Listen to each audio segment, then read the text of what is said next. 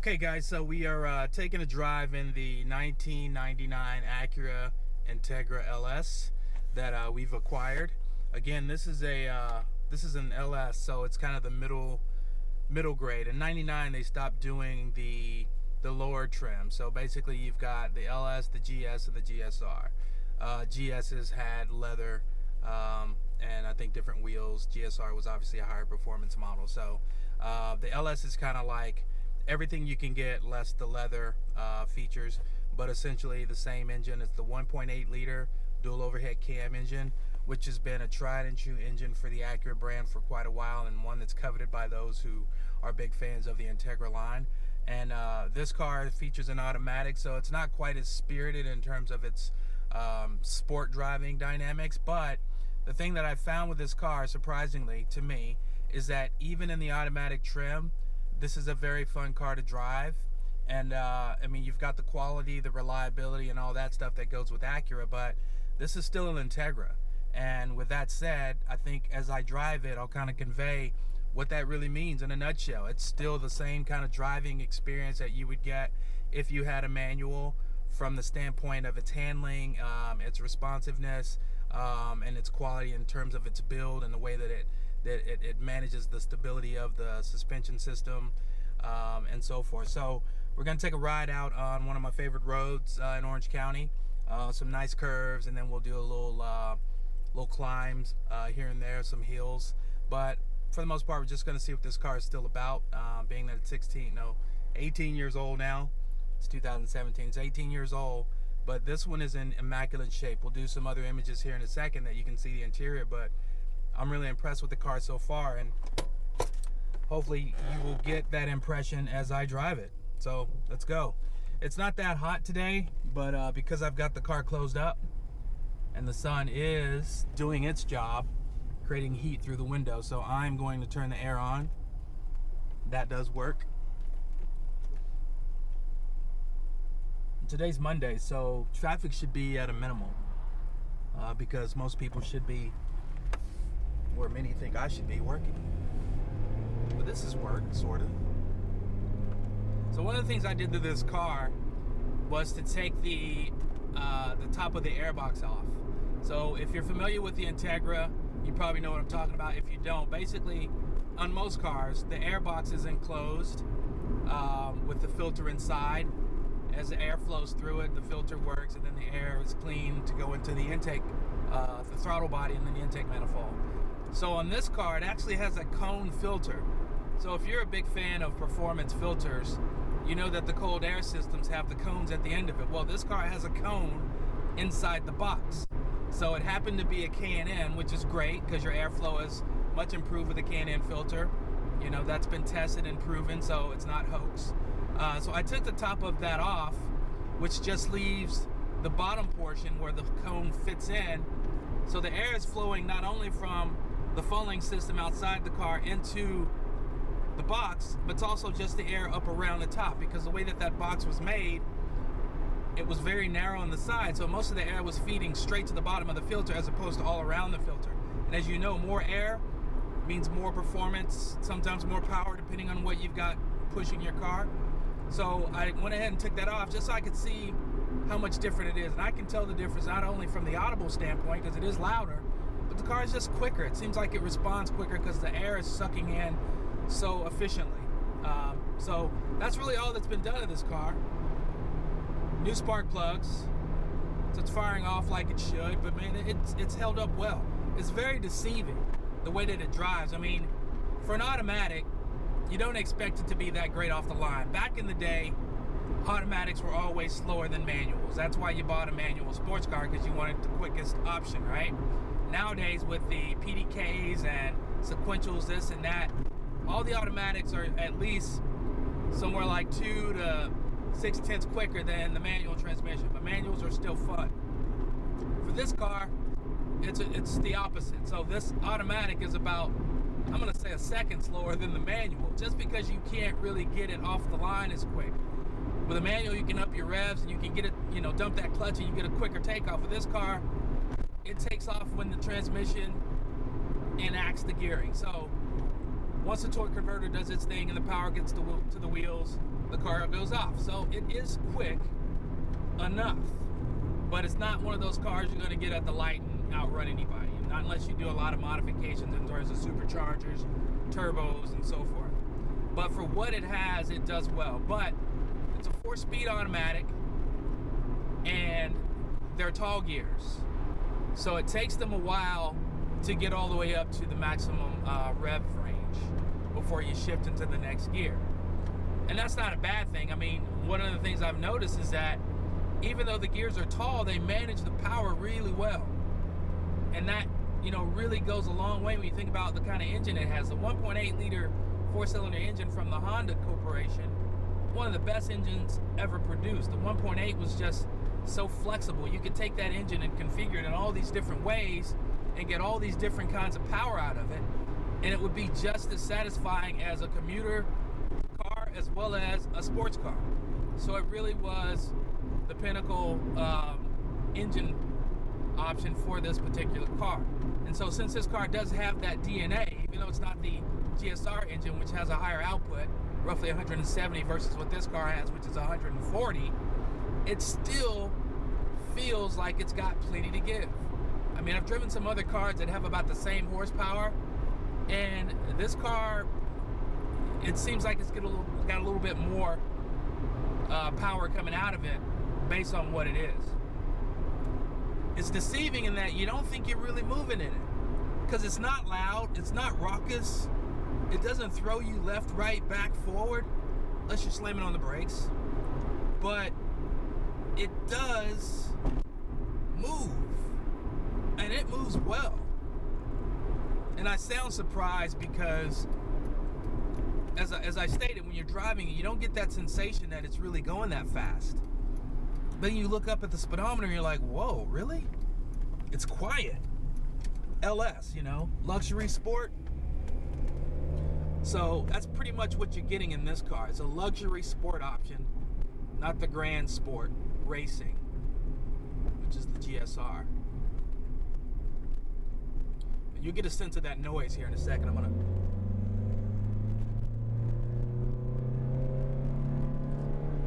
So it's loud. You can hear a lot of that coming back into the cabin because that airbox is open.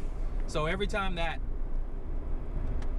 throttle's opened up wide, you hear it sucking the air. It's like a vacuum cleaner without the casing. You hear every noise. Vacuum cleaner's already noisy. Now you just hear everything about it. And it does manifest in the speedometer.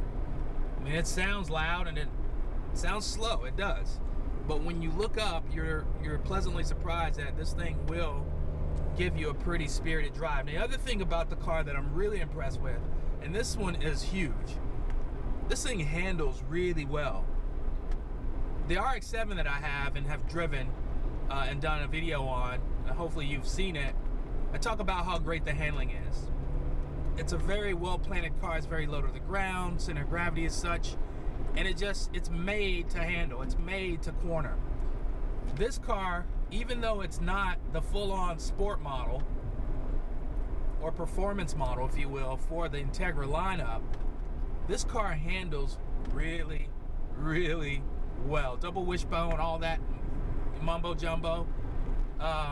It's also not hoax. It's not just lip service. This thing does hold its own. I mean, I've gone through some turny bits with this thing, and I've been just like, you know, a smile comes on because I'm like, whoa.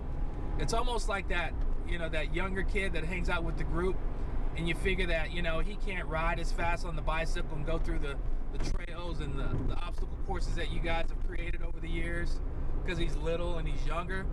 And then you look back and you go, oh, he's keeping up with us, and you like, you got a sense of pride. You feel like, wow, this guy's actually he's serious.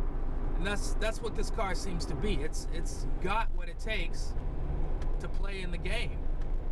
And that's why it was such a good car in the day. I mean, they've held their value as a result. I mean, they're very well built, but they're good performance cars. And one of the things that I always find interesting is that younger people today still like a lot of these cars that came out, you know, long ago. These are antiques almost.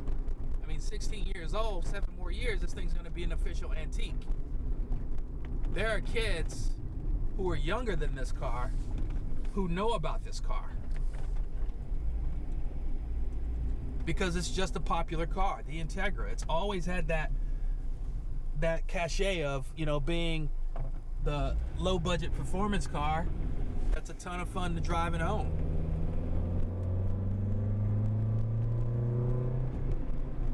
And it doesn't really wake up until you get past 3,500 RPMs. I'm going pretty good in this corner. This thing just minor body roll, but it just centers up real nice. I mean, got a little SE area right here, and it just went through that smoothly. And I'm telling you right now, if there was cops, I'd be getting pulled over. And it's just doing its business, man. It's impressive. I like it. But younger people have come to appreciate what this car is because of what it was when it came out. If you get one that's in good shape, man, you've got you a little slice of Pleasantville. It's one of the best cars that a Honda Acura produced. And it's a shame that they stopped making it. It really is, because Integra stood for sort of a step into a new direction. I mean, the Prelude was always a really good little sports car to own. But the Integra was just that much more. It was a little bit more hardcore. Even though Acura was meant to be the luxury arm of Honda, the Integra was the Integra. I mean, the name almost says it all. It just had a little bit more edge to it.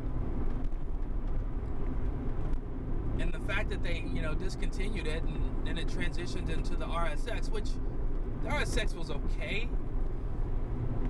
And I'll do a drive on the RSX at some point, but it didn't really have the same panache, if you will, as the Integra. It didn't have the same cred.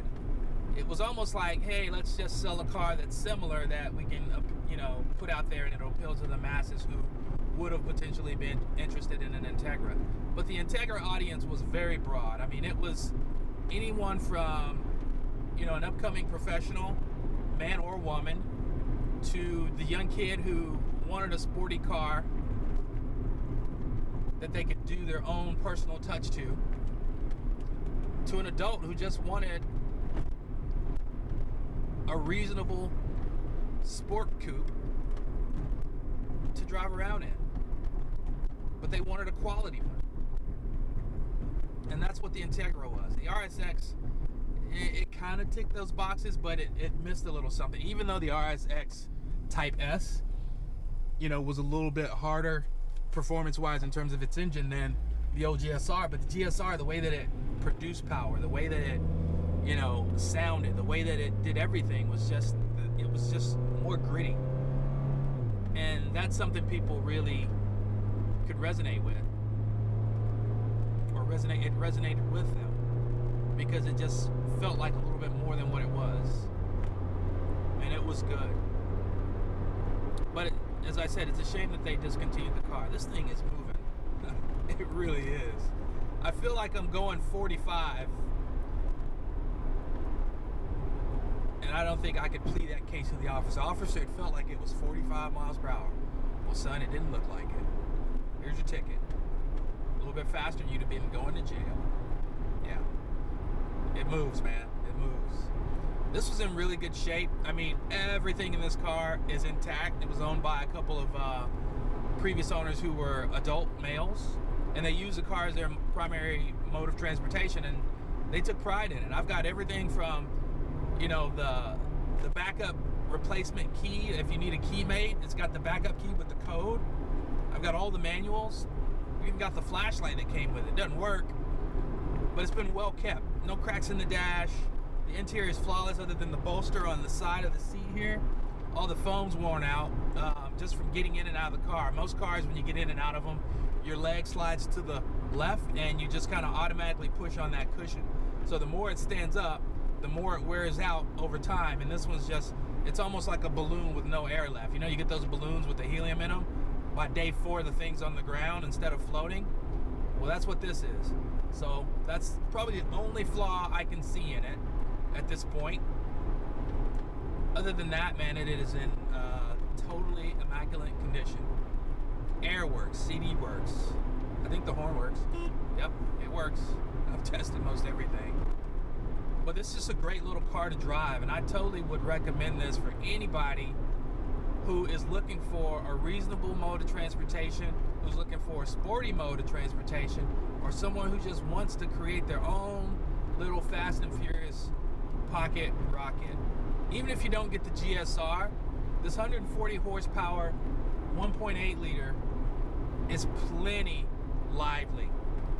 You go in and do a few things to it, maybe some ECU tuning, maybe cold air intake, maybe a different throttle body, exhaust system, cat back or further, and you've got a car that will easily give you the same thrill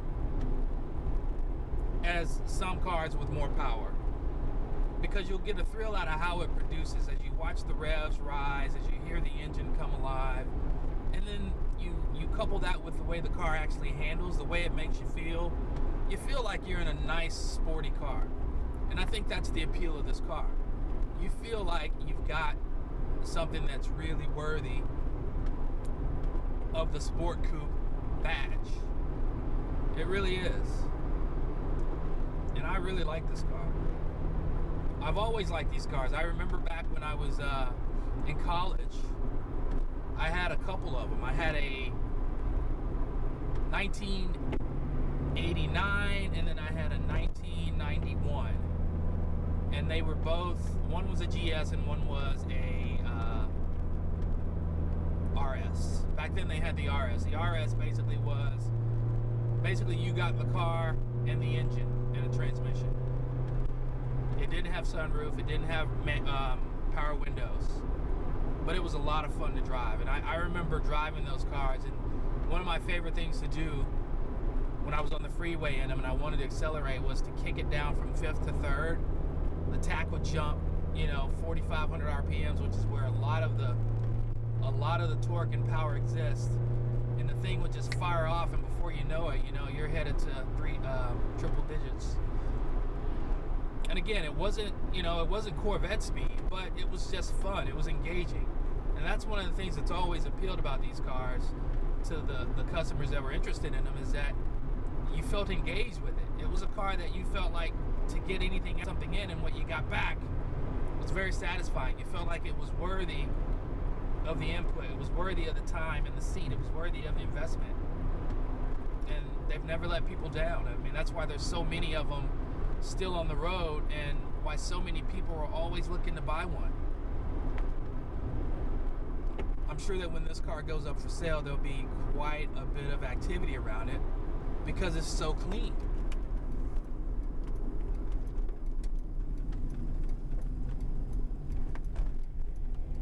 This is a nice little road. You guys didn't get to see the road sign there. Basically, it was a continual S.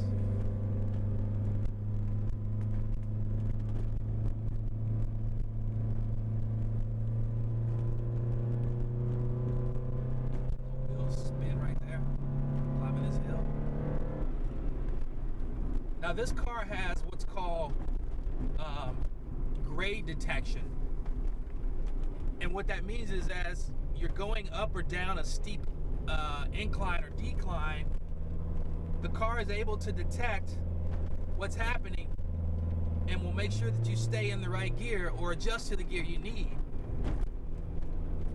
So that was some pretty technological stuff for Acura at that time.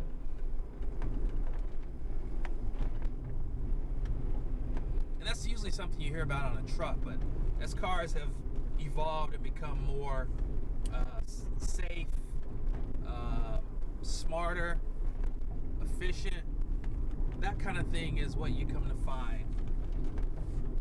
Yeah, this thing just eats up the road. It's really cool.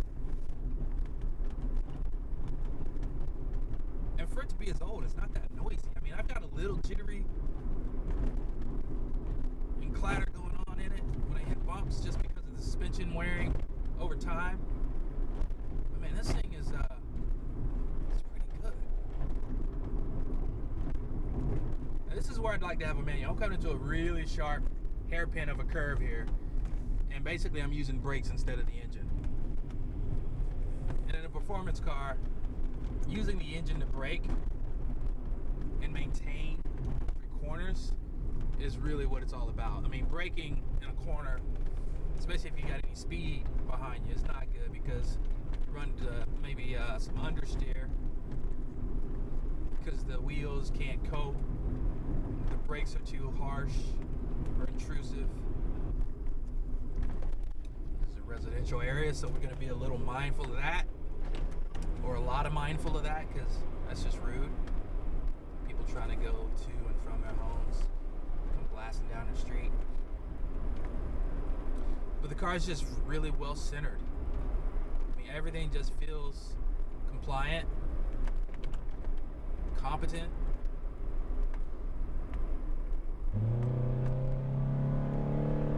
Little pickup there. And it shifts pretty well. I mean,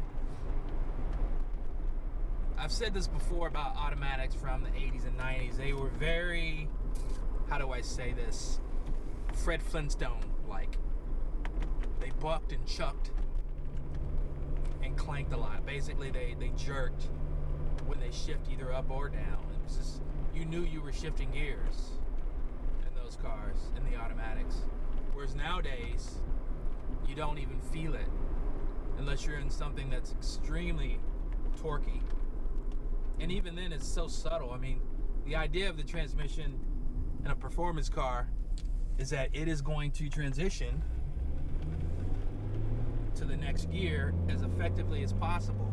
So the less clanking and movement that takes place, the better the transition, the more the power transfers, and the more consistency you have in acceleration.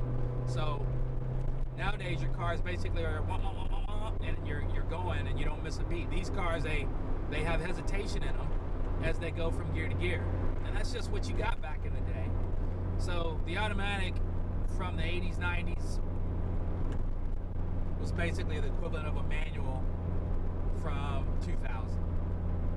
It's about as good as I can put it. The other thing is you just don't get the control that you want. Like, I could go down to D4 or D3, sorry, I'm in D4, and that would give me another gear. But playing around with these systems, I mean, they don't have quite the lockout feature, so like you get moving 1 and 2, you go too far, you get to a gear you don't want to be in, and there goes your transmission.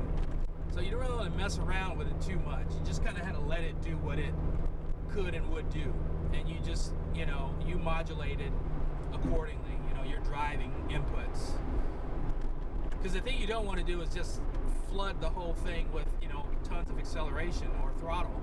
Because all it's going to do then, the computer's going to think you want the lowest possible gear you can get. Whereas all you really need was the next gear down. And now your car is at 6,000 RPMs and you've lost all your momentum and you've probably caused some leaks, especially in a car this old.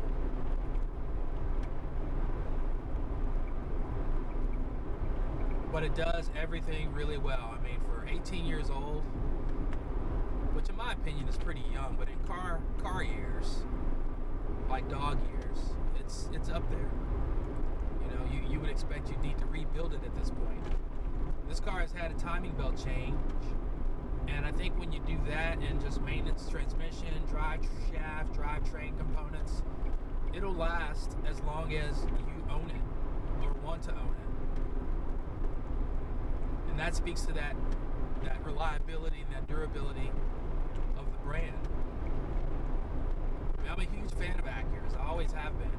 I remember when the first Integra came out in 1986. I thought that was such a sweet little car. And at that time, it only had a 12-valve engine. But because Honda and Acura know how to make the most out of little, it was spirited for the day.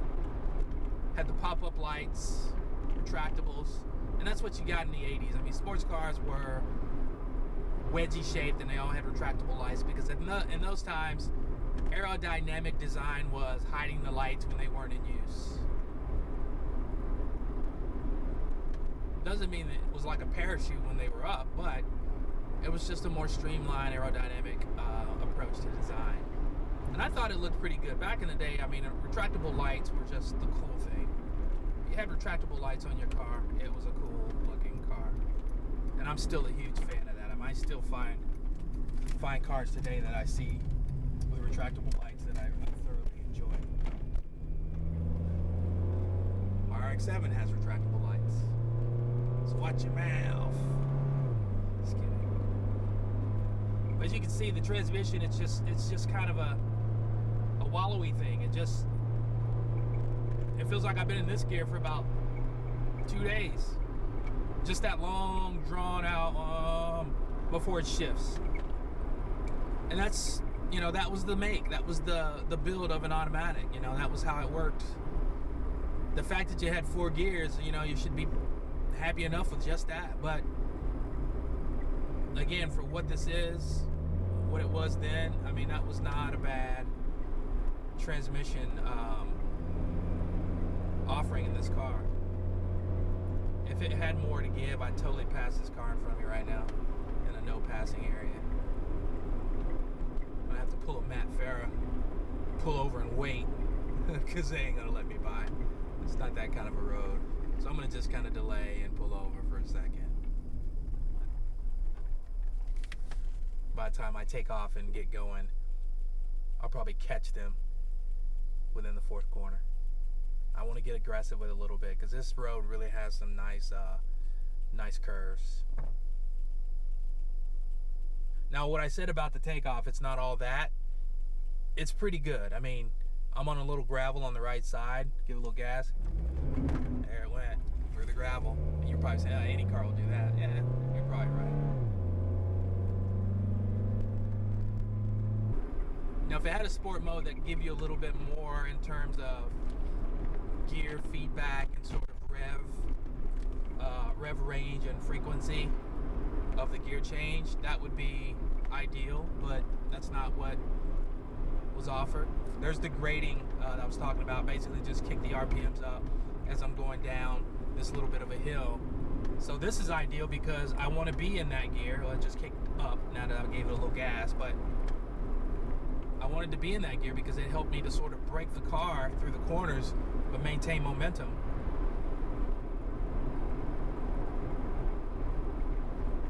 But it is just so utterly smooth.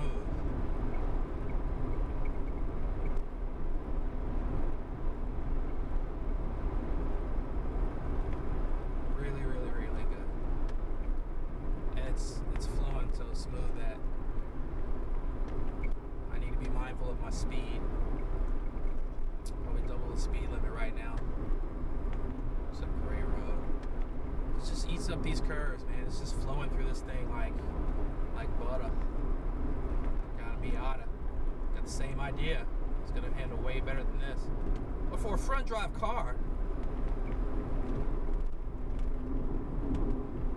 it's really holding its own. And it's got, you know, your basic tire setup. It doesn't have really wide tires. 15-inch wheels. I believe these are 195, I want to say 60s. So not that wide. But they do alright. And like I said, I would catch this car in my 5th corner, and I roughly have met that expectation. But just a great little car. So if you're thinking about one, things to look out for, I'd say engine leaks, valve cover gaskets, main seals, oil pan gaskets, getting the timing done. Aside from that, transmissions. If you're going to get an automatic, make sure the transmission's been maintained. Check the fluid, make sure it's not dingy. Any records you can get would be great, but most of the time these cars are going to be run through. They've gone through a number of owners, especially the manual transmissions, which I think if you're going to have one of these for the purposes of an enjoyable little sporty car, you got to get a manual. An automatic will only waste your money because you're going to get it and then you're going to be looking to get rid of it, and you're going to have to try to find the one you want, and you've lost time, and maybe the one that you wanted is no longer on the market. So definitely do your homework. get a decent price, all that stuff. But definitely good cars. Definitely good cars, and they hold up. I mean, this is a much newer one. My favorite model year for the Integra was probably the early 90s car when they went to the went from the retractable halogen to the straight halogen, the long rectangular ones. So 90s through, I want to say 94. I think 94 is when they went to these oval headlights, which it took me a while. I finally have accepted them. I don't dislike them. They look okay on this car, but it's not my favorite look for the Integra. But these are going to be the more reliable ones in terms of still being in decent condition. I think the older they get, obviously, with anything, they're going to be a little bit more worn out. You're going to need to do a little bit more work. But again, this is a really good find, and I'm glad we had the chance to share it with you. So go and subscribe if you haven't. Like if you like, and if you don't like it anyway. There'll be stuff you will like, I promise. And just let us know what you think. If you got some stuff you're interested in sharing, if you got some suggestions that you'd like us to pursue, let us know. I'd be glad to entertain you. All right, guys. To the next episode. Peace.